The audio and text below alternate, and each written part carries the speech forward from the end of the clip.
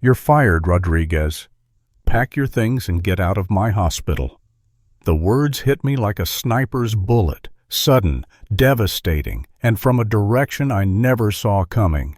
My supervisor, Carol Williams, was standing there in her pristine white coat, clipboard in hand, looking at me like I was some kind of disease she needed to quarantine. Around us, the trauma unit at St. Mary's Medical Center kept humming with activity, monitors beeping, nurses rushing between patients, the controlled chaos of saving lives. Lives I'd been helping save for 18 months, lives I apparently wouldn't be saving anymore. This was last Tuesday, around 3 in the afternoon, right in the middle of my shift, right in the middle of what I thought was just another ordinary day. "Ma'am, can I ask what this is about?" I said, keeping my voice level even though my heart was pounding like I was back in Fallujah taking incoming fire. "Oh, you can ask," she said, flipping through a thick folder of what I assumed were complaints. "Patient complaints, Daniel?" "Lots of them. Mrs. Henderson in room 304 says you were unnecessarily rough during her IV insertion. Mr. Parker claims you told him to stop whining when he complained about post-surgical pain. And yesterday, the Morrison family filed a formal complaint saying you were cold and unsympathetic when their teenage son came in with a broken arm." I stood there listening to this list, feeling like I was in some kind of alternate reality, because every single one of those situations I'd done exactly what needed to be done to provide the best medical care possible. But apparently, that wasn't enough anymore.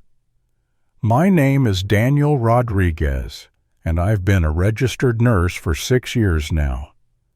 Before that, I spent 12 years in the Army as a combat medic, including 4 deployments to Iraq and Afghanistan. I thought I knew something about taking care of people under pressure. Turns out, civilian hospitals have different ideas about what good care looks like. Let me back up and tell you how I got here, because this story didn't start last Tuesday. It started about 18 months ago when I made the decision to leave my job at the VA hospital and try working in civilian health care. The VA was fine, good benefits, understood my background, appreciated what I brought to the table. But the pay wasn't great, and my wife Linda had been after me to find something closer to home that might pay better. St. Mary's was hiring experienced trauma nurses, and my military background made me a shoo-in for the position. Combat medics learn to work fast, think clearly under pressure, and prioritize based on who needs help most urgently. Those are exactly the skills you need in a busy trauma unit. Or so I thought. The problems started almost immediately, but they were subtle at first. Little comments from other nurses about my bedside manner. Patients asking for different nurses because they found me intimidating. Supervisors suggesting I try to be more gentle with patients who were in pain. Here's the thing they didn't understand. When someone's life is hanging in the balance, gentle doesn't always work. When a patient is going into shock and you need to get an IV line established, you don't have time for 3 attempts because you're trying to be delicate. When someone's screaming in pain but the injury isn't life-threatening, sometimes you need to be direct about pain management instead of enabling drug-seeking behavior. In the military, we had a saying, "Pain is weakness leaving the body." It sounds harsh to civilian ears, but there's truth in it. Sometimes helping people means pushing them to do things that hurt in the short term, but help them heal in the long term. But try explaining that to a suburban soccer mom whose kid scraped his knee falling off his bike. The complaints started piling up about 6 months into the job. Carol Williams called me into her office for what she called a counseling session about my patient interaction style. "Daniel," she said, "you have excellent clinical skills. Your assessments are thorough, your documentation is flawless, and you're incredibly efficient. but we're getting feedback that patients find you abrasive." "Abrasive?" I asked. "Can you give me some specific examples?" She pulled out a file. "Mrs. Johnson in the ER last week. She said you were rough when you cleaned her wound." "Mrs. Johnson had a deep laceration on her forearm from broken glass," I explained. "It needed to be thoroughly irrigated to prevent infection. If I'd been gentle about it, she could have ended up with a serious infection requiring amputation. But she felt you could have been more compassionate about it." Compassionate. There's that word again. In 12 years of military medicine, I'd saved dozens of lives, patched up hundreds of wounded soldiers, worked miracles with nothing but basic supplies and determination.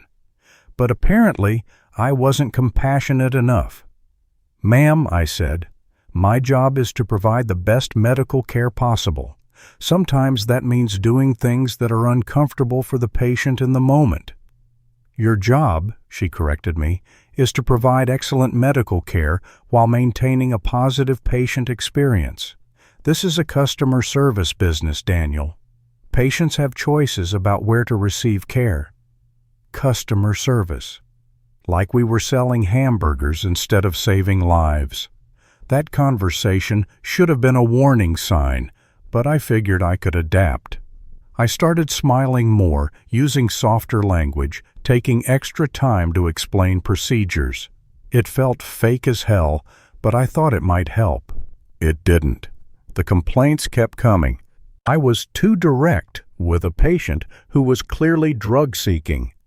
I was unsympathetic to a woman who came to the ER because she had a headache and couldn't get a same-day appointment with her primary care doctor. I was intimidating to a teenager who'd been injured in a fight and didn't want to explain how it happened. Each time I could explain exactly why I'd handled the situation the way I did. Each time, Carol Williams would nod and say she understood, but then remind me about patient satisfaction scores and customer service expectations. The breaking point came last Monday night. I was working the night shift when they brought in a car accident victim, 18-year-old kid named Marcus Thompson. Multiple trauma, possible internal bleeding, definitely had a concussion. He was conscious but confused, asking for his mom, asking what happened. His parents arrived about 20 minutes later, and they were hysterical. Mom was crying. Dad was demanding answers nobody had yet, both of them getting in the way while the medical team was trying to work. "Sir, ma'am," I said to the parents, "I need you to step back and let us do our job. I'll update you as soon as we know more." "Don't tell us what to do," the father shouted. "That's our son in there." "Yes, sir, and we're doing everything we can to help him. But right now the best thing you can do is give us space to work." The mother was asking 100 questions. Was he going to be okay? How bad were his injuries? When could they see him? All questions I couldn't answer yet because we were still running tests and assessments. "Ma'am," I said, "I understand you're scared, but I need you to trust us to do our job. We'll have more information soon." "You don't understand anything," she screamed. "You don't have children. You don't know what this feels like." That hit me harder than she could have known. Linda and I had been trying to have kids for 8 years. We'd been through fertility treatments, miscarriages, adoption attempts that fell through. This woman was right. I didn't know what it felt like to see your child hurt, but I knew what it felt like to want children and not be able to have them. Still, I kept my composure. "Ma'am, you're right. I can't know exactly how you feel, but I can tell you that your son is getting the best care possible." The kid ended up being fine. Concussion, some bruises, nothing life-threatening. But the parents filed a complaint saying I was cold and unfeeling during their family crisis. That was complaint number 15 in 18 months. Carol Williams called it a pattern of problematic patient interactions. So here I was, getting fired for doing my job too well but not being nice enough about it. "Daniel," Carol was saying, "we've tried coaching. We've tried adjusting your assignments, but the complaints continue. I'm sorry, but we have to let you go." "Can I ask what happens to the patients who need care from someone who knows what they're doing?" I said. "Excuse me?" "Mrs. Henderson's IV. The other nurses had tried twice and blown 2 veins before I got it on the first stick. Mr. Parker was exhibiting clear signs of drug-seeking behavior. If we'd given him the narcotics he was demanding, we could have contributed to an addiction problem. The Morrison kid's arm was fractured in 2 places, but the family wanted to take him home without x-rays. I convinced them to stay for proper treatment." Carol Williams looked uncomfortable. "Daniel, I'm not questioning your clinical judgment, but in each of those cases, you could have achieved the same medical outcomes while being more diplomatic." Diplomatic, right. Because diplomacy is really important when someone's bleeding out on your table. "When do you want me gone?" I asked. "Immediately. Security will escort you to collect your personal items." And that's how I found myself walking out of St. Mary's Medical Center with a cardboard box of personal belongings and no job. 12 years of military service, 6 years of nursing experience, and I was being treated like a security risk because I'd hurt some people's feelings while saving their lives. I drove home in a daze, trying to figure out how I was going to tell Linda that I'd been fired. We had a mortgage, car payments, credit card debt from the fertility treatments. We needed my income. Linda was in the kitchen making dinner when I walked in with my box of stuff. "Hey, babe," she said, then stopped when she saw my face. "What happened?" I set the box down on the counter and told her everything. About the complaints, about Carol Williams, about being escorted out like a criminal. Linda listened without interrupting, which is one of the many reasons I love that woman. When I finished, she was quiet for a long moment. "So let me get this straight," she finally said. "They fired you for being too good at your job?" "They fired me for not being nice enough while being good at my job." She shook her head. "This is insane. Can you fight it? File a grievance or something?" "With what argument? That I have the right to hurt people's feelings if I'm providing good medical care?" "With the argument that you were doing your job the way it should be done. Danny, you've told me stories about the other nurses there. Half of them couldn't start an IV on a fire hydrant. You've prevented more medical errors in 18 months than some of them will prevent in their entire careers." She was right, but it didn't matter.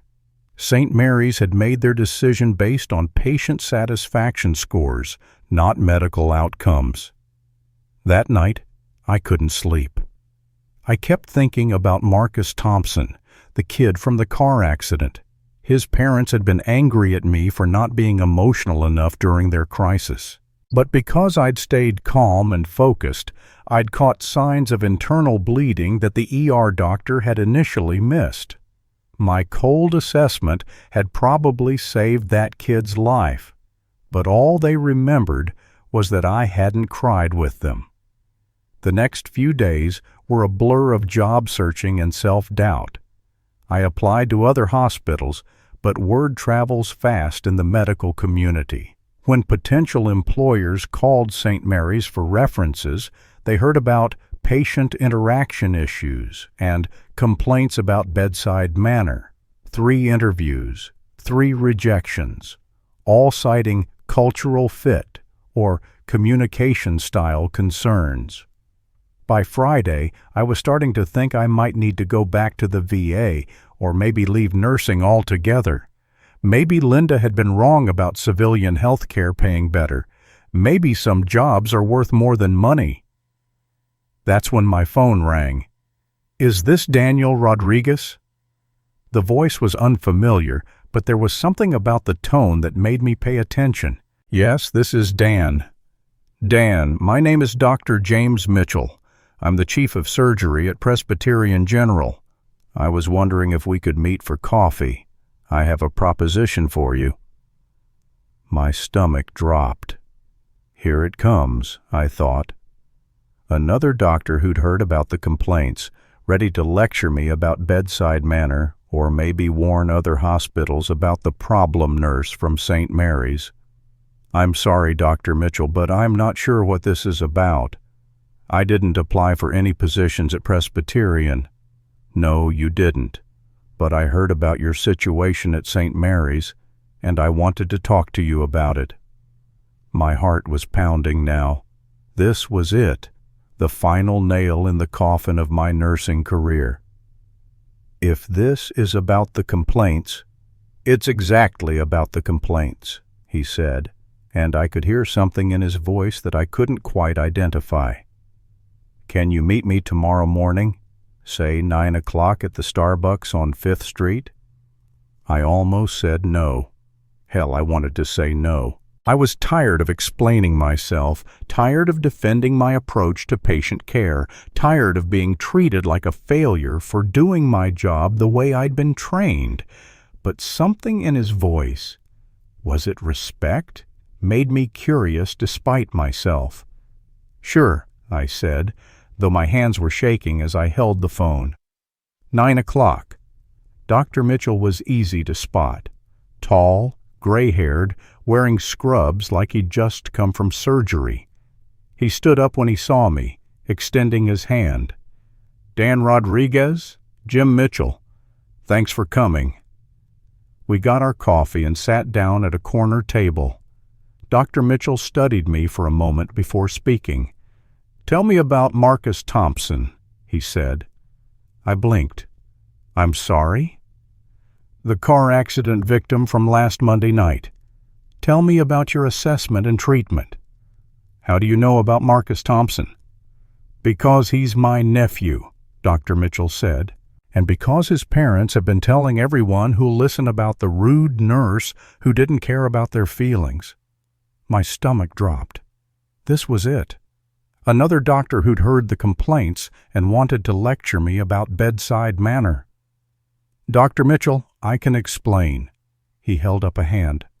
Let me tell you what I know about that night. Marcus came in with multiple trauma. Initial assessment missed signs of internal bleeding. You caught it during your secondary assessment. You insisted on additional testing despite the ER doctor's initial opinion that it wasn't necessary. That testing revealed a small splenic laceration that required surgical intervention. I nodded. Yes, sir, that's correct. Do you know what would have happened if you hadn't caught that? Marcus could have had internal bleeding that went undetected, potentially fatal if the spleen had ruptured completely. Exactly. My nephew is alive today because you did your job correctly, despite his parents being hysterical and the ER doctor being overconfident. I didn't know what to say. Now, Dr. Mitchell continued, let me tell you what else I know. I know you're a combat medic with 4 deployments. I know you worked at a forward surgical team in Fallujah during some of the heaviest fighting in 2007. I know you've been awarded 2 Bronze Stars and a Purple Heart. How do you... Because I was there too. Different unit, but I was the trauma surgeon at the 31st Combat Support Hospital in Baghdad. We probably worked on some of the same patients. The world suddenly felt smaller. You were at the 31st CSH? 2 deployments, 2006 to 2007, then again in 2009. I remember hearing about a medic named Rodriguez who had a reputation for keeping guys alive long enough to get them to the hospital. Guys who should have died in the field but somehow made it to us because of incredible pre-hospital care. I felt a lump forming in my throat. That was a long time ago. Not that long. And the skills that kept soldiers alive in Iraq are the same skills that save civilian lives here. The difference is, in Iraq, nobody complained about your bedside manner when you were pulling shrapnel out of their chest. Civilian health care is different, I said. I've been trying to adapt. Have you? Or have you been trying to become someone you're not? Dr. Mitchell leaned forward. Dan, let me ask you something. In all those complaints at St. Mary's, did anyone ever say you provided poor medical care? I thought about it. No. They complained about my attitude, my communication style, my bedside manner, but never about the medical care itself. Because the medical care was excellent. It was military-grade health care being delivered in a civilian setting. The problem isn't that you need to change. The problem is that you're working in the wrong environment. What do you mean? I mean Presbyterian General is different from St. Mary's. We're a Level 1 trauma center. We see the worst cases: car accidents, shootings, industrial accidents, medical emergencies that other hospitals can't handle.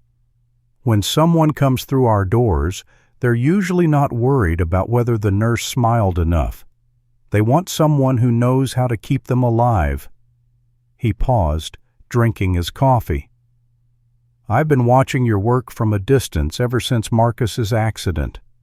I called some contacts at the VA, talked to doctors who worked with you there. Every single one of them said the same thing. You're one of the best trauma nurses they've ever seen. Calm under pressure, excellent clinical skills, able to make life or death decisions in seconds. But what about the complaints? The patient satisfaction scores? Dr. Mitchell laughed. Dan, we're a trauma center. If our patients are conscious enough to fill out satisfaction surveys, we've done our job. We measure success by survival rates, not by how happy people are with their experience. I felt something I hadn't felt in months. Hope. Are you offering me a job? I'm offering you a chance to do what you were trained to do. We need someone to lead our trauma nursing team, someone who can train other nurses to work at the level we require, someone who understands that sometimes saving lives means making people uncomfortable. What about the complaints from St. Mary's? What about them? Dan, you know what we call a nurse who never gets complaints? Mediocre. The best trauma nurses I know have all gotten complaints at some point, usually from people who don't understand what good emergency care looks like. He pulled out a business card. Think about it. Come by Monday morning if you're interested. I'll show you around, introduce you to the team, see if it feels like a better fit. That weekend, Linda and I talked it over. Presbyterian General had a reputation as one of the best trauma centers in the state, but also as a high-pressure environment where only the best nurses survived. The pay was better than St. Mary's, but the work would be more demanding. What does your gut tell you? Linda asked. My gut tells me this is what I should have been doing all along. Working at St. Mary's was like using a Ferrari to deliver pizza. The skills were way more than what was needed. Then do it. Go back to saving lives the way you were trained to. Monday morning, I walked into Presbyterian General feeling nervous but hopeful. Dr. Mitchell met me at the main entrance and gave me a tour of the facility. It was impressive. State-of-the-art equipment, spacious trauma bays, obviously well-funded and well-staffed. Let me introduce you to the team, he said, leading me into the trauma unit. The first nurse I met was Lisa Parker, a veteran trauma nurse with 15 years of experience. She was checking equipment in Trauma Bay 1, moving with the kind of efficiency that comes from years of emergency medicine. Lisa, Dr. Mitchell called, I want you to meet Dan Rodriguez. He's the medic I told you about. Lisa looked up and smiled. The guy from the 31st CSH? I heard you kept half of 3rd Infantry Division alive during the surge. Just did my job, I said. Bullshit. said another voice. I turned to see a tall, muscular guy in scrubs walking over. "You're the Rodriguez who pulled those Marines out of the IED blast in Ramadi. I was the flight medic who picked them up. All 4 of those guys lived because of the work you did before we got there." His name was Tony Vasquez, and he'd been a flight medic with the Air Force before becoming a civilian trauma nurse. We spent the next hour swapping stories about Iraq, about impossible cases where guys had lived who should have died, about the kind of medicine you practice when there's no room for error. "This is what I've been trying to tell you," Dr. Mitchell said as we walked to his office. "Half our nursing staff are veterans. They understand the kind of medicine you practice. They understand that sometimes you have to be hard on people to help them." He showed me the trauma unit statistics, survival rates, patient outcomes, safety records. Presbyterian General had some of the best numbers in the state. "We save more lives than any other hospital in the region," he said, "but our patient satisfaction scores are mediocre. Know why? Because when people are dying, they don't care if the nurse said please and thank you. They care about living through the experience." What would my role be? Trauma team leader. You'd oversee nursing care for our most critical cases. You'd also help train new nurses, especially the ones coming from military backgrounds. We get a lot of veterans who struggle to adapt to civilian health care, not because they're not good nurses, but because they're used to higher standards. Higher standards. I like the sound of that. When would you need an answer? How about now? Lisa's been covering the team leader position temporarily, but she wants to go back to direct patient care. We need someone who can step in immediately. I thought about Marcus Thompson, about the internal bleeding I'd caught that others had missed. I thought about all the complaints at St. Mary's, all the times I'd been told to prioritize feelings over medical care. I thought about 12 years in the Army, learning to save lives under the worst possible conditions.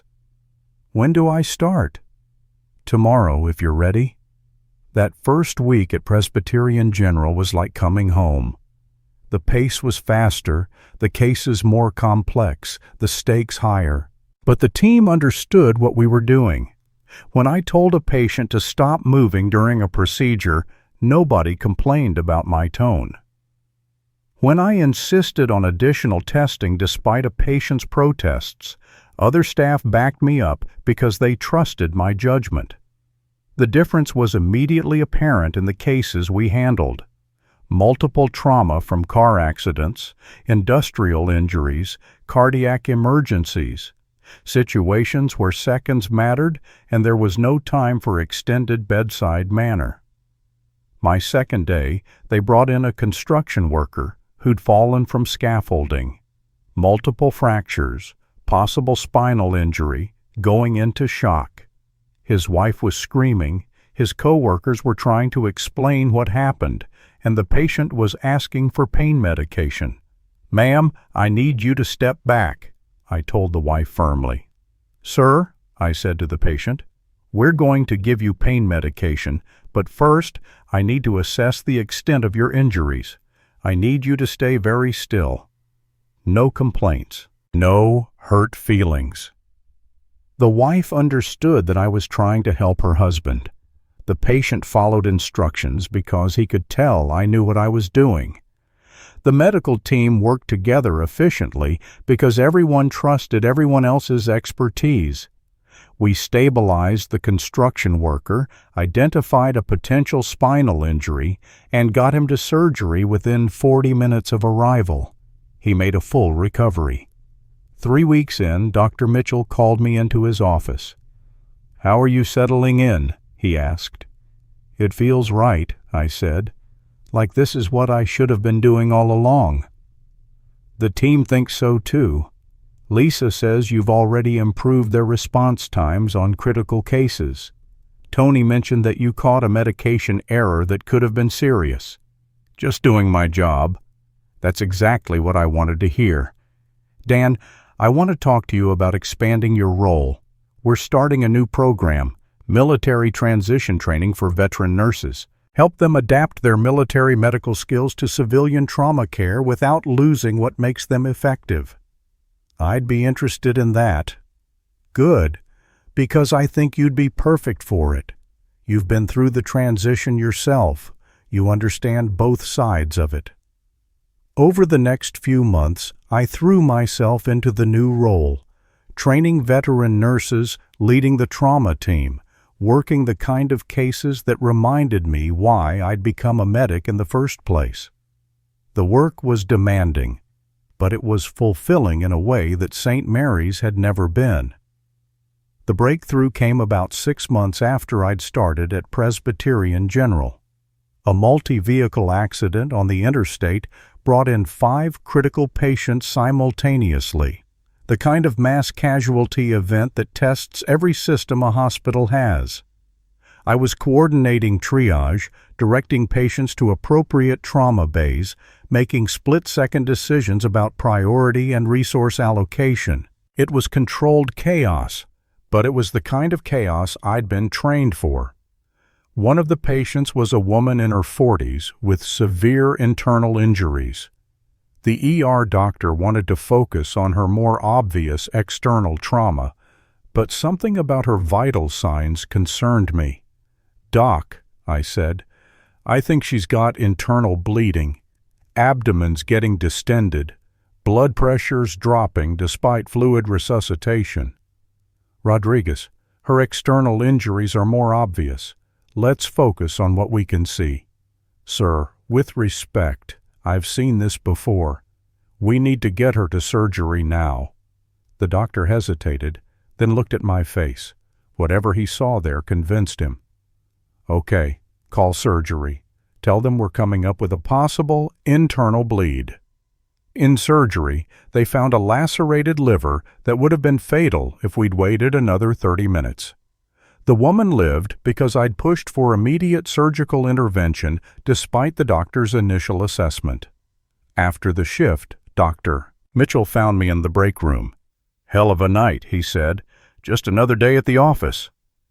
"That woman with the liver laceration, the surgeon said you saved her life by insisting on immediate surgery. Team effort." "Dan, can I ask you something? When you were at St. Mary's, how many times did you catch things that other people missed?" I thought about it. More than I should have, probably. "And how many of those times did you get complaints about your approach?" "Most of them." "Do you see the irony there? You were being criticized for being too good at your job." It was ironic, but it was also frustrating. How many patients at St. Mary's had received substandard care because the staff was more worried about hurt feelings than medical outcomes? "The difference," Dr. Mitchell continued, "is that here we measure success by whether people live or die. At places like St. Mary's, they measure success by customer satisfaction surveys." "Different priorities." "Exactly. And that's why you belong here, not there." A year later, I was promoted to trauma nursing supervisor.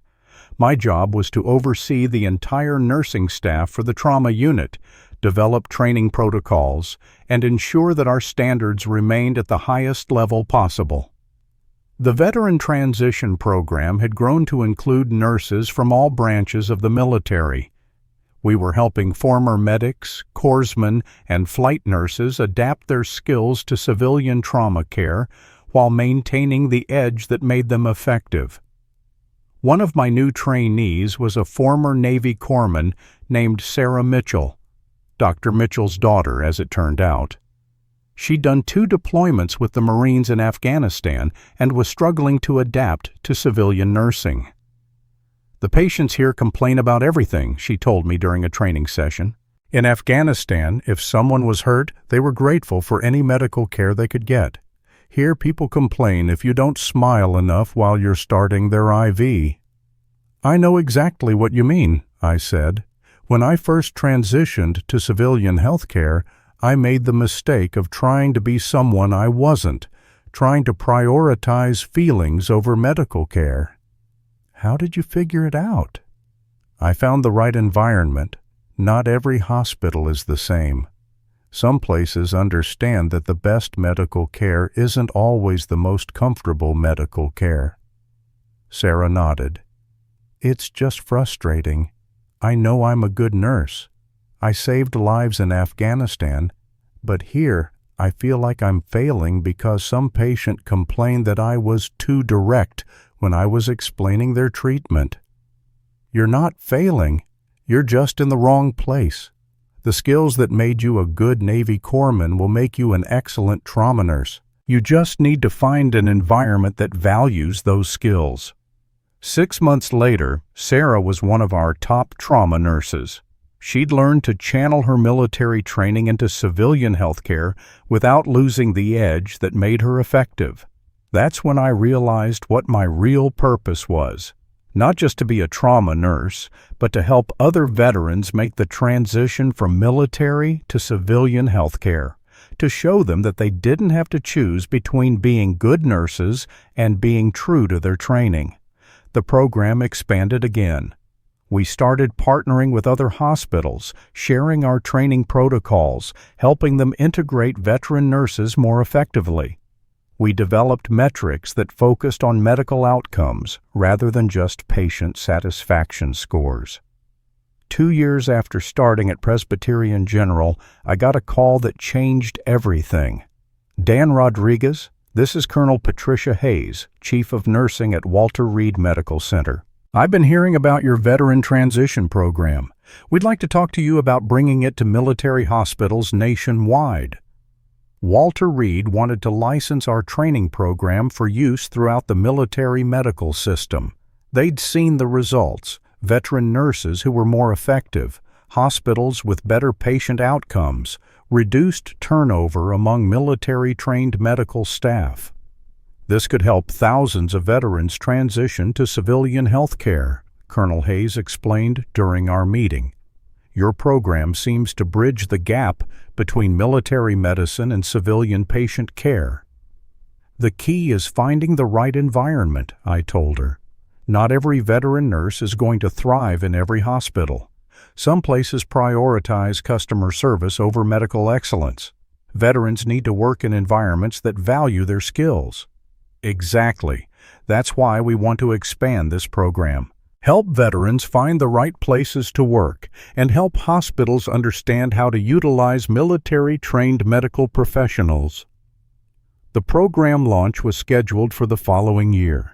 I'd be traveling to military bases and civilian hospitals, training nurses and administrators, helping build bridges between military and civilian health care. Linda was excited about the opportunity, even though it would mean more travel. You're going to help so many people, she said. Veterans who are struggling to fit in, hospitals that don't know how to use military skills effectively. It feels like coming full circle, I said, using my military experience to help other veterans, but in a completely different way.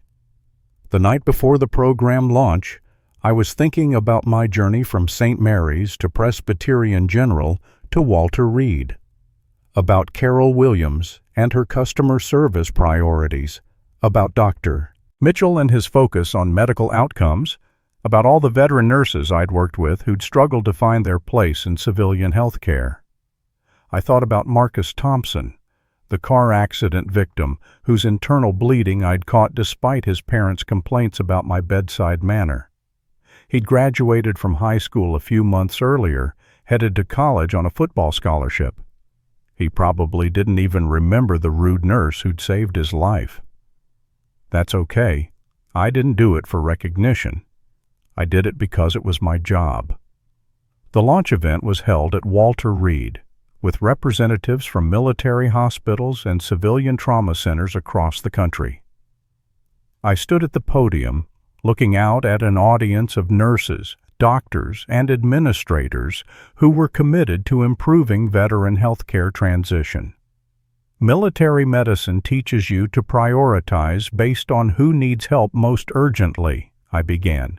It teaches you to make life or death decisions quickly and accurately. It teaches you to stay calm under pressure and to do whatever it takes to save lives. I paused, thinking about all the veterans in the audience who understood exactly what I was talking about. Those skills don't become less valuable when you leave the military. They don't become less important when you transition to civilian health care. The challenge is finding environments that recognize and utilize those skills effectively. I talked about the importance of matching veteran nurses with appropriate positions, about creating hospital cultures that valued medical excellence over customer satisfaction scores, about training programs that built on military experience rather than trying to erase it. After the presentation, a young Navy corpsman approached me. "Sir," he said, "I'm getting out next year, and I want to go into nursing, but I've heard it's really different from military medicine." "It is different," I told him, "but that doesn't mean it's worse. It just means you need to find the right place to work, some place that values the skills you've learned in the Navy." "How do I find a place like that?" "Look for trauma centers, emergency departments, critical care units, places where the work matters more than the bedside manner, places where lives are on the line and seconds count." He nodded. "Thank you, sir. That helps a lot." 3 years later, the program had been implemented at 50 hospitals across the country. Veteran nurses were finding better job placements, hospitals were seeing improved patient outcomes, and the transition from military to civilian healthcare was becoming smoother for thousands of veterans. I was still working at Presbyterian General, still leading the trauma nursing team, still training new nurses. But now I was also traveling regularly, consulting with hospitals about veteran integration, speaking at nursing conferences about military to civilian transition. The work was more fulfilling than anything I'd ever done. I was using all of my skills, military medicine, civilian healthcare experience, leadership, training, to help other veterans find their place in the medical field. Today, I'm standing in the main conference room at Walter Reed Medical Center, looking out at 300 veteran nurses, doctors, and administrators who've come from across the country for our annual program review. The morning light streams through the tall windows, illuminating faces that have seen combat, saved lives, and struggled with the same transition I went through. In my hands is a letter that arrived this morning. Notification of our program's expansion to military medical facilities in Germany, Japan, and South Korea. International recognition of something that started with one angry phone call from a desperate chief of surgery. "Ladies and gentlemen," I say into the microphone, "I want to read you something that just came in." The room goes quiet. 300 veterans who understand what it means to serve, what it costs to heal, what it takes to transition from military to civilian medicine. From the Department of Defense Medical Command, I begin, my voice carrying across the silent room. The Military to Civilian Healthcare Transition Program, developed by Daniel Rodriguez and the Presbyterian General Team, has demonstrated measurable improvements in patient outcomes, veteran job satisfaction, and hospital retention rates. Effective immediately, this program will be implemented at all overseas military medical facilities. A murmur goes through the crowd, then builds to applause. But I'm not finished. 5 years ago, I continue, I was fired from a civilian hospital for having the wrong bedside manner, for being too direct with patients, for prioritizing medical care over customer satisfaction surveys. The room is silent again, but it's a different kind of silence. It's the silence of people who understand exactly what I'm talking about. Today, that same approach, the approach the military taught all of us, is being recognized as the gold standard for trauma care. We're not asking anyone to change who they are. We're helping them find the right place to be exactly who they were trained to be. I pause, looking out at faces that represent thousands of veterans who will benefit from this program. That firing was the best thing that ever happened to me, because it led me here, to all of you, to this work that matters more than any single job or any single hospital. The applause this time is thunderous, sustained, the kind of recognition that comes from people who know the value of perseverance, of turning setbacks into comebacks, of using your pain to help others avoid the same struggles. Last month, I got a letter from a former Marine named Jennifer Walsh. She'd been struggling in a civilian nursing job, getting complaints about her direct communication style, feeling like she didn't fit in. She'd gone through our transition program and was now working at a Level 1 trauma center in Phoenix. "Your program changed my life," she wrote. "I was ready to quit nursing altogether because I thought I wasn't cut out for civilian health care. Now I realize I just needed to find the right environment. I'm saving lives again, using the skills the Marine Corps taught me, and I'm finally proud of my work again." That letter is hanging on my office wall now, next to my military medals and my nursing certifications. It represents everything I hoped this program could accomplish, helping veterans find their place in civilian health care without losing what makes them effective. It's been 5 years since Carol Williams fired me from St. Mary's for having the wrong bedside manner. 5 years since I walked out of that hospital feeling like a failure, like my military training was more of a liability than an asset. I know now that the problem was never with my approach to patient care. The problem was with an environment that prioritized customer satisfaction over medical excellence, that valued politeness over competence, that measured success by surveys instead of survival rates. The scars from that experience taught me something important. Not every workplace is the right fit for every person. Veterans bring unique skills to civilian health care, but those skills need to be appreciated and utilized properly. When they are, the results speak for themselves. These days, when I walk into Presbyterian General, I see a trauma unit that saves more lives than any other hospital in the region. I see veteran nurses who are thriving in an environment that values their military training. I see young medics and corpsmen who are successfully transitioning to civilian health care without losing what makes them special.